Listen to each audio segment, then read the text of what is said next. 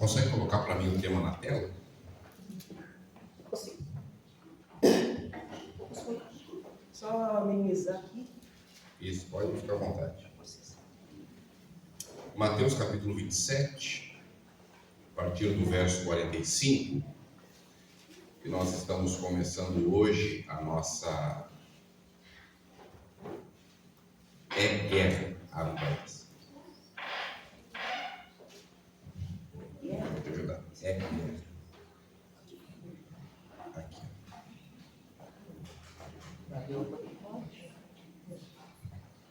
Aí só fechar assim. Lá em cima o X. Deixa eu abrir aqui. Cadê o...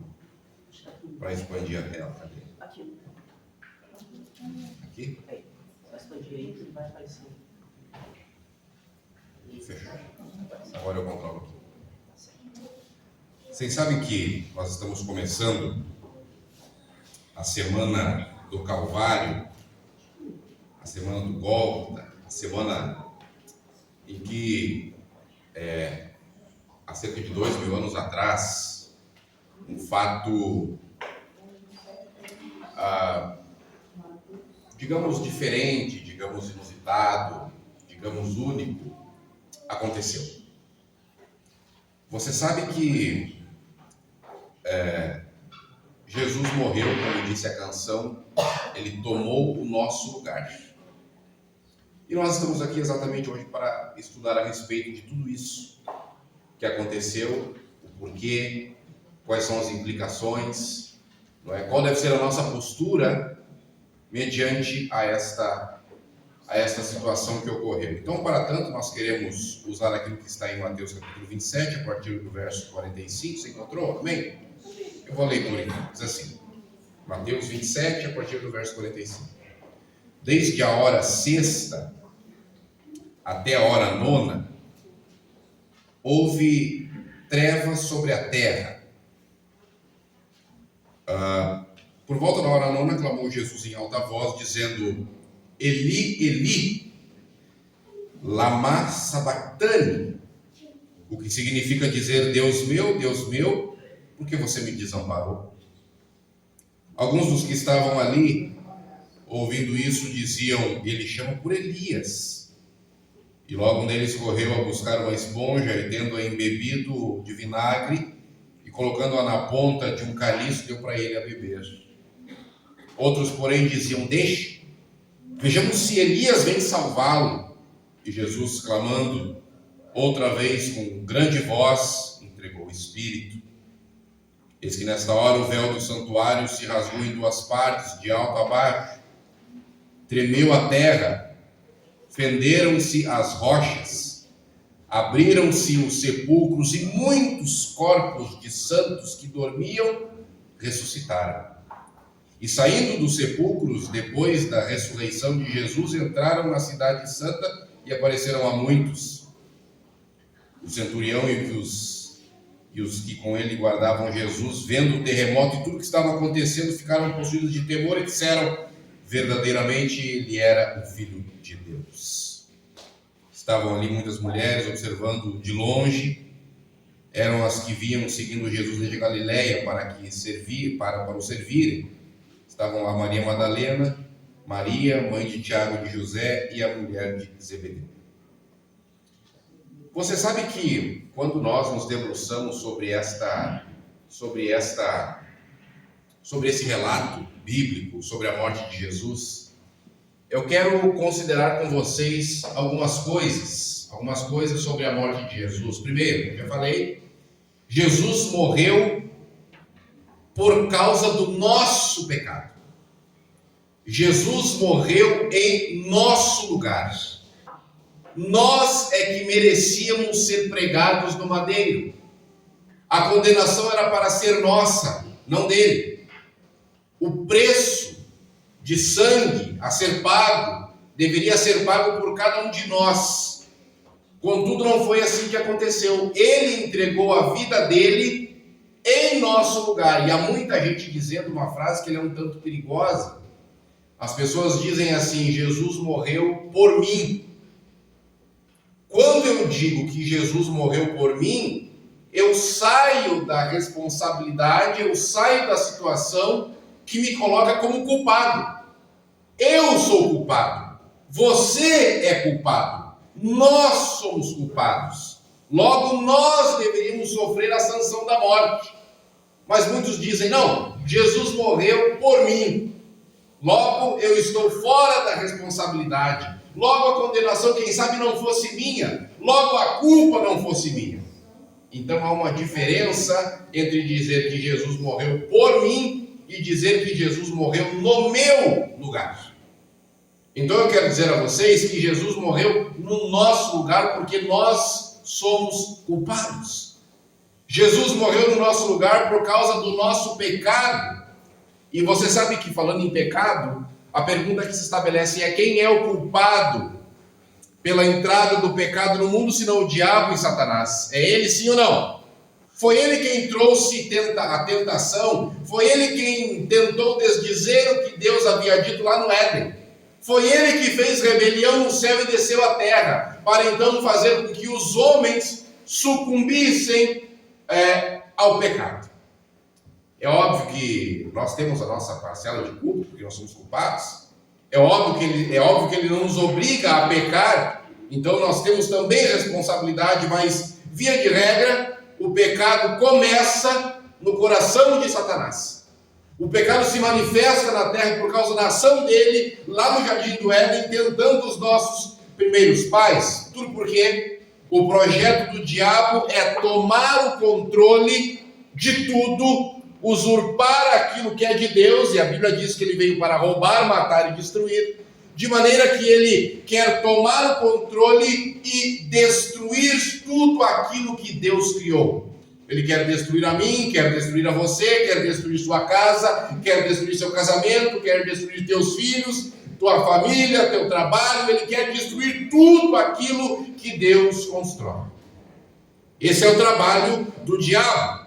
E você sabe que na hora em que Jesus é crucificado, como nós lemos no texto, eu não tenho dúvida alguma que o diabo deu uma grande gargalhada.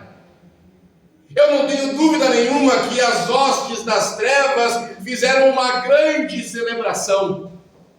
Eu não tenho dúvida nenhuma de que eles olharam para a cena de Jesus do madeiro, pagando o preço pelo nosso pecado. Não mexe aí, volta para nós, né? Ainda não passou.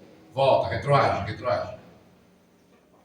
Lá atrás, ajuda a voltar, porque eu acho que está passando por conta. Volta para nós lá.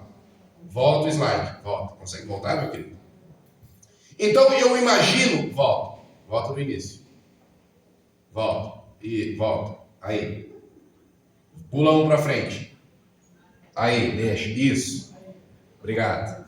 Você sabe que uma grande celebração por parte das trevas aconteceu por conta de Jesus ter entregado sua vida numa maneira, sabe por quê? Porque o diabo pensou que a vitória era dele.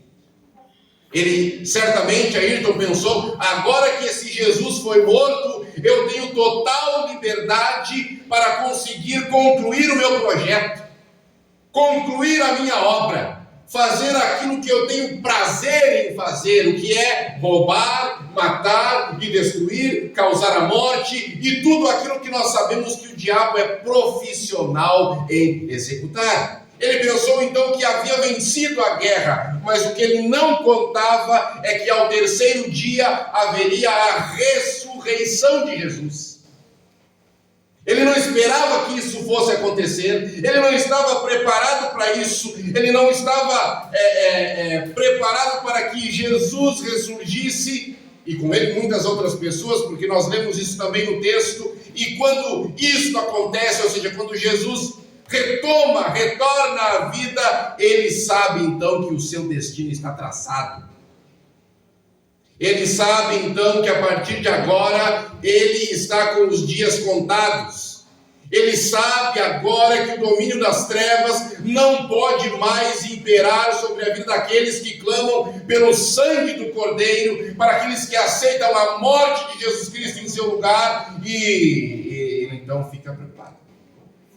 Ele fica muito preocupado e para além de estar preocupado, ele imagina, bom, eu pensei que o havia matado.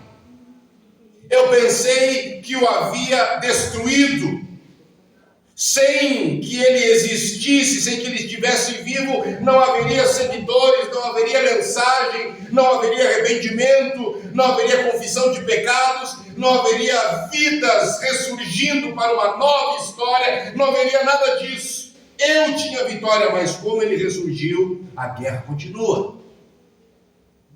A guerra continua, e por isso que o tema da nossa mensagem hoje é guerra, porque nós estamos na semana do Calvário para declarar que Jesus venceu. Ora, se Jesus venceu, é porque uma guerra aconteceu antes. E nós estamos inseridos nesta guerra. Então, quando nós lemos o relato do texto que lemos a princípio, a cruz nos remete à ideia de muitas coisas, nos traz muitas lições, mas eu quero dizer a vocês que, para além de nos trazer o relato da nossa salvação, porque ele morreu no nosso lugar, para além de nos trazer a revelação que nós temos o perdão dos nossos pecados, porque ele nos perdoou quando pagou a dívida que nós deveríamos pagar na cruz. Quando Jesus paga, então nós temos a ideia da nossa salvação, do perdão dos nossos pecados. Nós temos também o reflexo do amor de Deus, entregando aquilo que ele tinha de mais precioso, aquilo que ele tinha de mais importante. Nós temos a figura de Jesus sendo entregue no madeiro por pessoas que, quem sabe, nunca o aceitariam e ainda caçoariam dele, da sua obra. Nós temos um retrato da salvação, um retrato do perdão dos pecados, um retrato do amor de Deus. Mas eu quero dizer a vocês que uma das coisas que esse texto que nós lemos nos comunica é que nós estamos em guerra. Aonde essa guerra se estabelece? Quem são os agentes? Quais são os participantes da guerra? Porque nós estamos declarando que Jesus venceu, amém? Amém? Só há vitória se há guerra. E nós vamos distribuir hoje um livro chamado Grande.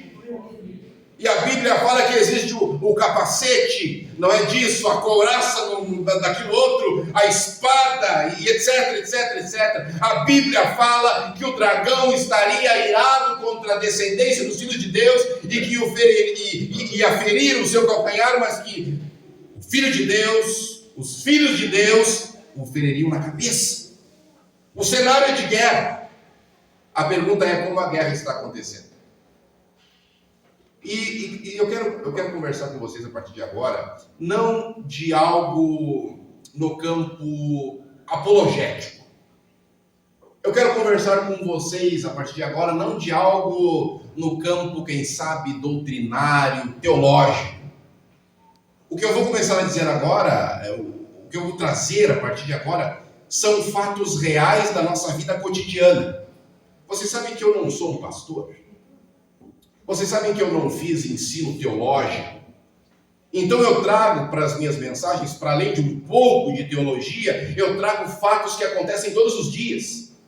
Que acontecem na tua vizinhança, na tua casa, na tua família, lá no teu trabalho. São fatos do cotidiano. E eu quero trazer alguns deles nesta manhã para te provar que nós de fato estamos em guerra.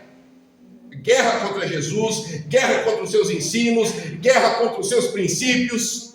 Sabe, nós estamos de fato hoje vivendo um grande conflito, que é um exemplo. Olha o cenário de sociedade onde nós estamos vivendo. Esse aqui é o professor Aline Walker. Ele é professor de uma universidade lá nos Estados Unidos. E aí eles foram fazer um seminário sobre abuso infantil. Aí olha a tese que o professor Aline Walker defende. A tese, ele é docente de Sociologia e Justiça Criminal. Ele estava participando de um fórum por uma fundação lá, e no fórum se discutia o tema da pedofilia. Você sabe o que é pedofilia? A tese do professor Aline Walker é que nem sempre, quando alguém sente atração sexual por uma criança, isso é condenável. E olha o que ele diz. Ele diz que o termo pedófilo deve ser extinto, porque o termo pedófilo é estigmatizante. De certa forma, você pode causar um trauma no pedófilo se você chamá-lo de pedófilo. É isso que o professor Aline Walker defende, a tese de que o termo pedófilo seria estigmatizante, é que para as pessoas que sentem atração por crianças, o termo deve ser o seguinte: pessoas com atração por menores. E nem sempre pessoas com atração por menores, nem sempre isso é um problema, é o tipo de atração que ela sente. É neste tipo de sociedade que nós estamos inseridos. É este um dos tipos de guerra que nós travamos. É por causa disso que nós somos chamados para sermos soldados de um exército. É por causa disso que Jesus é chamado de rei. É por causa disso que ele é o general dos exércitos celestes. Sabe por quê? Porque nós estamos em guerra contra o diabo e contra tudo aquilo que ele representa e quer fazer na sociedade. E pense, ele não quer fazer isso apenas a partir desta ideia longe de você, não. Alguém na sua família pode estar sofrendo a ação do diabo, alguém no seu vizinho, na sua vizinhança pode estar sofrendo a ação do diabo. E o que nós vamos fazer? Ficar em silêncio.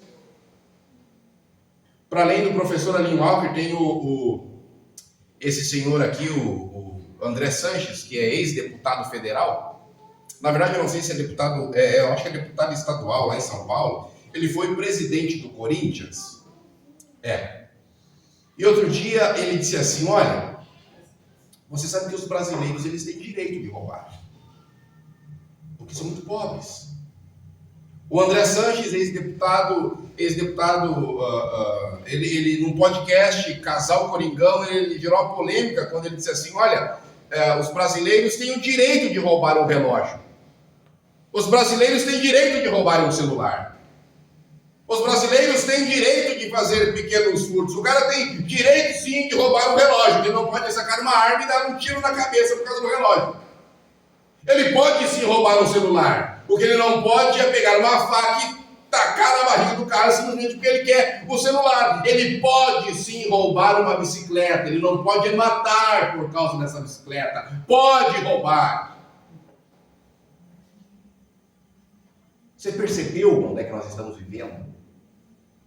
Você tem ideia do que o diabo está fazendo nas mentes? E esse cara foi eleito há um tempo atrás para ser deputado, para representar uma fatia da sociedade. E aí veja, não distorça a minha palavra, mas tem muita gente que os filhos de Deus não podem se envolver com político, pois você está errado. Porque se nós não nos envolvermos em algum grau com as leis do país onde nós vivemos, são os ratos que vão entrar. São os filhos das trevas que vão estabelecer aquilo que seja correto ou não, e se estabelece a partir de uma mente podre como essa, que roubar não tem problema nenhum. Ora, quem é que veio roubar, matar e destruir? Não é o diabo. Então alguém que defenda o roubo está sob a influência de quem? De Jesus Cristo? Não, não é. Mas não somente isso, tem essa. Falamos aqui que não tem problema gostar de criança. Isso é o que a sociedade está defendendo. Não tem problema nenhum você sentir... Não pode nem falar que o cara é pedófilo, porque o que acontece? Você vai estigmatizar o coitadinho. Não fala sobre isso. Ele é uma pessoa, ele tem essa doença. Você trata como doente, não como criminoso. Então o doente precisa de tratamento. Coitado, precisa de médico, não de cadeia. Falam isso porque não foi a filha deles que foi violentada. Aí você vê também a questão aí que pode roubar, não tem problema, é só um celular, não tem problema nenhum, é um relógio, você não mata, deixa o cara vivo. Para ele comprar outro e você roubar depois, não tem problema nenhum. Agora tem essa. O Ministério da Saúde o Ministério da Saúde agora, diz que acabou a posição pró-vida pelo governo. O governo brasileiro não tem mais posições pró-vida. Deixa eu te explicar o que é isso. Funciona da seguinte maneira. Todas as portarias, todas as regulamentações que havia para que um aborto fosse feito, caíram. Como é que funciona? Na legislação brasileira você tem algumas situações em que você pode fazer o aborto, considerando isso dentro da lei. Exemplo, risco de vida da mãe. Pode fazer o aborto. A mulher foi estrupada, ela foi violentada. Pode abortar. E crianças com eu acho que ela não vai ter cérebro, má formação. Se não me engano, são essas 3. Agora, no novo governo, se a mulher, por exemplo, for estuprada, na verdade, se a mulher for estuprada, ela pode fazer o aborto. Então ela chega, ela vai até a delegacia, faz um boletim de ocorrência, vai para o hospital, não é? E aí ela lá pode fazer o aborto, porque ela tem um documento dizendo que ela sofreu abuso. Agora é mais ou menos assim. Qualquer pessoa, a qualquer tempo, pode ir no hospital e dizer assim: olha, eu fui estuprado e eu quero fazer um aborto. O médico tem que fazer. A mulher não precisa comprovar que de fato foi um estupro. E o médico não pode reportar aos órgãos competentes o procedimento que ele está fazendo. Pegou? A mulher, até então, precisava, ao ser estrupada, fazer um boletim de ocorrência para dizer que há um meliante. Agora não precisa mais. Quando ela chegava, ela precisava apresentar a situação para o médico, para que ele então violasse o feto. Agora ela precisava de um documento. Ela precisava apontar que houve um agressor. Agora a mulher não precisa mais apontar que houve um agressor, não precisa mais apontar que houve um estupro, ela simplesmente se auto-intitula estuprada. E fala assim: quero que você tire de dentro de mim esse ser. Nem ela precisa de nenhuma comprovação do que houve, não precisa haver nem exame adequado para comprovar que foi um estupro, e também o médico que fez um juramento pró-vida, ele não pode se reportar às autoridades para de fato saber se foi estupro. Ou seja, o aborto está liberado. Assassinato de inocentes. Essa é a sociedade onde nós estamos vivendo. E tem muitos crentes que apoiam tais ideologias, tais propostas. A pessoa que apoia aborto livre, a qualquer tempo, ela não conhece esse livro. Você conhece a história de Jesus? Você acha que a proposta de Jesus não é que ele fosse abortado à época? Será que não? Você sabe que eu acho que eu já contei aqui, eu não fui criado por pais biológicos. Não fui criado por pais biológicos, por isso que isso tem minha cara para mim. Eu fui criado por pais adotivos. A minha mãe ela me concebeu com 12 anos de idade. Com 12 anos de idade, no ano de 1986, ela não morava com a família dela, os meus pais cuidavam dela, porque ela não tinha uma base familiar e ela ficou grávida. O que você acha que a minha mãe... Aí os meus pais disseram a ela: olha, segura aí que nós vamos te ajudar. O que você acha que diriam para minha mãe hoje, com 12 anos grávida, não sabendo nem quem é o pai? O que você acha que diriam para ela? Aborta. Quem sabe hoje eu nem estaria aqui. Então por isso esse tema é caro para mim. 35 anos depois, Deus me viu na igreja de Sumaré para te dizer que Deus é a favor da vida. Amém. Esse é o cenário que nós estamos vivendo. Agora, a pergunta é: qual é a razão de tudo isso? Qual é a razão de tudo isso? Quem é o causador desta patifaria? Quem é o causador de todo mal?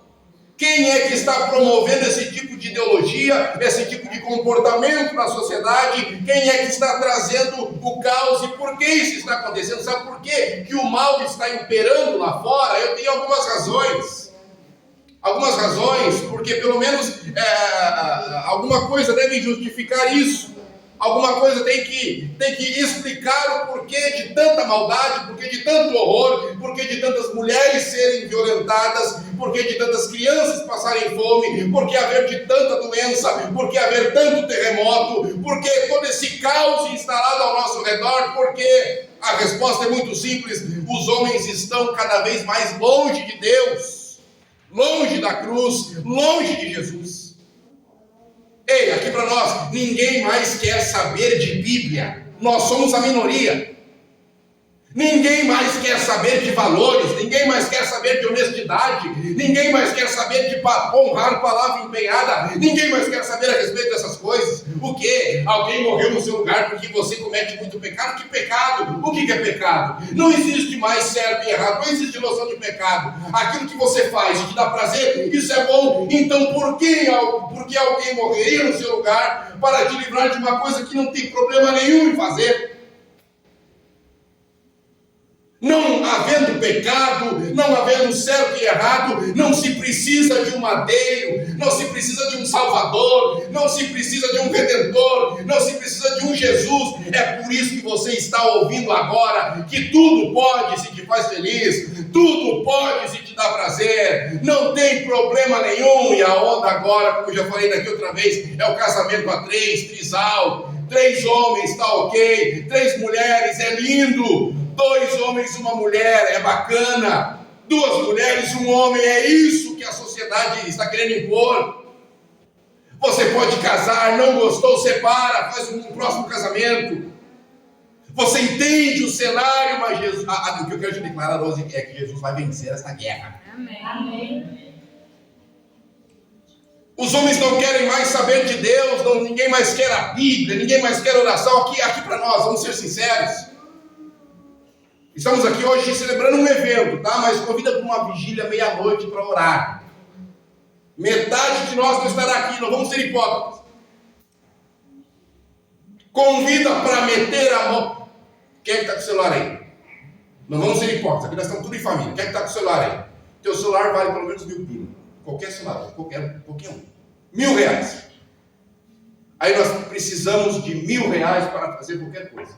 Para comprar cestas básicas. Vai ser difícil levantar R$1.000. Todo mundo tem R$1.000 no bolso. Vamos parar com a hipocrisia. Porque Jesus venceu, Jesus está aqui para mudar essas coisas, para mudar a ordem que o mundo está caminhando por ela. Ninguém mais quer saber de regras, normas e leis. Estão dizendo que a espiritualidade e a religião estão ultrapassados, é coisa de velho, é coisa de retrógrado, isso tem a ver com museu, isso está fedendo a mofo, isso está fedendo a naftalina, esse negócio de religião. É isso que a sociedade está dizendo. E os crentes? Nós crentes estamos preocupados com o cargo que vamos ocupar. Nós crentes estamos preocupados com trivialidades, com banalidades, mas estamos, quem sabe, não conscientes do tempo em que estamos vivendo. Pautas outrora superadas estão voltando a se infiltrar no nosso meio.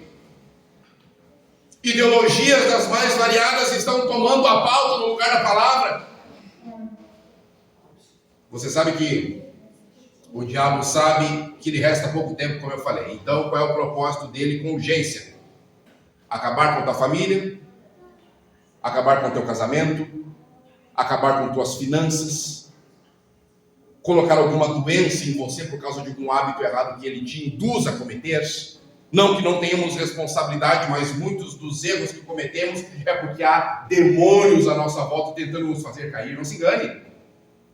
Parece que nós estamos vivendo um pouco alheios do mundo espiritual, mas saiba, há demônios do lado de fora, há demônios do trânsito, há demônios do teu local de trabalho, há demônios esperando na porta do portão da tua casa, lá no teu portão. Quando você entra, eles estão te observando, porque o diabo observa. É isso que a palavra diz. Não se engane, o mundo espiritual é uma realidade, mas sabe por que ele não vem aqui para dentro? Porque essa aqui é a casa de Deus. Sabe por que ele não vai entrar na sua casa? Porque a sua casa é território santo. Sabe por que ele não vai entrar no seu casamento? Porque o seu casamento vai ser o reflexo do céu na terra. Sabe por que ele não vai apanhar os teus filhos para o reino dele, para as hostes dele? Sabe por quê? Porque você vai educar os teus filhos no melhor caminho, o caminho da palavra. E aí sim nós podemos declarar que Jesus venceu. Você sabe que o diabo ele destrói, causa divisões, semeia discórdia. O diabo faz com que a gente peque, ele separa casais, ele insere heresias, ele ataca os jovens, ele propõe prazer, ele desvia o foco daquilo que é essencial, ele mundaniza a igreja. E hoje a principal preocupação de muitos crentes é um carro novo, é uma casa nova, e aí você tem cultos temáticos da prosperidade, você tem crentes, supostos crentes, indo a Deus por causa daquilo que Deus pode oferecer, e não por causa daquilo que Deus é. Para encerrar, como vencer? 3 coisas e vou encerrar. Me dão 5 minutos, sim ou não? Sim. Tá bom. Você precisa, e nós precisamos estar ao lado do general, usando as armas que ele oferece. Volta para mim, passo de novo. Volta para mim. Você precisa estar ao lado do general, usando as armas que ele oferece e não tendo medo da guerra. Na sua faculdade, vão querer caçoar na sua fé, não tenha medo. No seu trabalho vão tentar dizer que ser crente está por fora, meu queridão. Ser crente já era, esquece isso. Vão tentar. Outro dia eu ouvi alguém dizendo que ele não sabe como é que pode ainda haver casais heterossexuais que vivem uma vida inteira juntos. Já que hoje há uma infinidade de possibilidades de relação, inclusive relação aberta ou homossexual. Então, a única forma é estando do lado do general. Quem é o general? Jesus. Quem é o general? Jesus. Sabe por que ele é o general? Porque nós somos soldados. Amém. Soldado não discute ordem. Soldado obedece. Amém. Soldado não questiona o líder, emparedando o líder, dizendo: faz o que eu quero, me abençoa agora. Não é assim, você está enganado? Soldado não discute com o seu superior. Soldado pega a cartilha e executa. Está aqui a cartilha, basta executar. Buscando uma vida reta, a primeira coisa é estar do lado do general, se armando para a guerra e não tendo medo da guerra. Não tenha medo de abrir sua boca, não, para dizer que é crente, que confia em Jesus, que crê na palavra. 2, tendo uma vida reta diante de Deus e diante dos homens. Crente passando, nem tem mais cheque, mas eu sempre falei assim. Crente passando cheque sem fundo, que vergonha. Crente usando mais o cartão de crédito do que sabe que pode pagar, que vergonha. Outro dia, ouvi um pastor dizendo, aí diz que tinha em frente uma casa assim, escrito: esta família, não, dizia assim, no muro da casa, propriedade de Jesus. Aí diz que um vizinho da família falou com o pastor, e aí na ele disse assim para o pastor: olha, pastor, propriedade, pode ser que a propriedade seja de Jesus, mas eu acho que está alugado para o diabo, porque a família não parte de igual. Veja, é preciso ter vida reta. Nossa vida deve ser um espelho daquele em quem nós cremos. E para finalizar, clame por um avivamento. Amém. Clame por um avivamento. Tem muita gente que lê um texto que fala que, tem um texto que fala que Jesus fala que obras maiores do que ele fez nós faremos. Cadê as obras? Estar nesta casa aqui, por teu familiar continuar indo em direção ao inferno e a gente não fazer nada, nós estamos perdendo tempo. Há um familiar que precisa se converter, então acho que se ajoelhe e ore. Estar nesta casa aqui, sabendo de todo o escopo daquilo que devemos ter como ação e não fazer, é perda de tempo. Vem a hora e já chegou em que os verdadeiros adoradores vão adorar o Pai em espírito e em verdade. Essa hora é hoje. Amém. Se hoje você ouvir a voz dele, não endureça o coração. Sabe por quê? Para nós finalizarmos, porque Jesus venceu. Amém. E a pergunta é: você acredita nesta palavra mesmo? Quando a gente fala que Jesus venceu, você acredita nesta palavra mesmo? Você acredita nisso aqui? Porque assim, se nós acreditamos nesse livro mesmo, se nós de fato somos crentes, somos adventistas, estamos aqui celebrando a Semana Santa, nós não podemos ter medo, nos apequenarmos. Nós temos que chegar na sociedade diante dessas pautas, nós temos que chegar na política, nós temos que chegar na sociedade, nós temos que nos contrapor a essas ideologias tortas que tentam suplantar a palavra de Deus sem medo. E da onde que nós vamos tirar força para isso? Ora, nós vamos nos ajoelhar diante de Deus e vamos dizer assim: Deus, olha só, o mundo está com caos.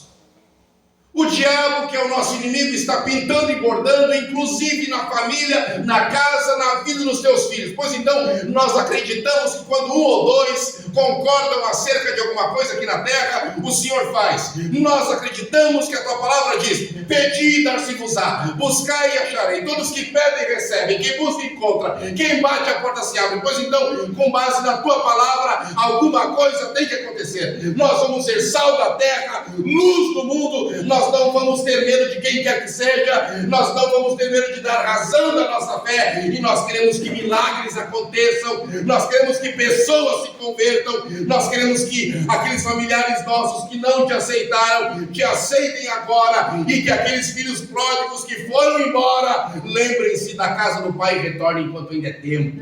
Tem que orar a Deus, tem que buscar avivamento, tem que viver uma vida reta, ousada, não pode ter medo de abrir a boca para declarar a sua fé, porque Jesus venceu. Amém. E nós venceremos com ele. Amém. Que Deus te abençoe poderosamente. Amém. Que vivamos de fato como vencedores e não como derrotados. Amém. O céu não é para os tímidos, não é para medrosos. Então, para partir um dia para a eternidade, é preciso se alistar no exército, estar pronto para a boa briga e creia que a vitória é garantida. Amém? Que Deus te abençoe poderosamente. Vocês têm mensagem musical? Tem.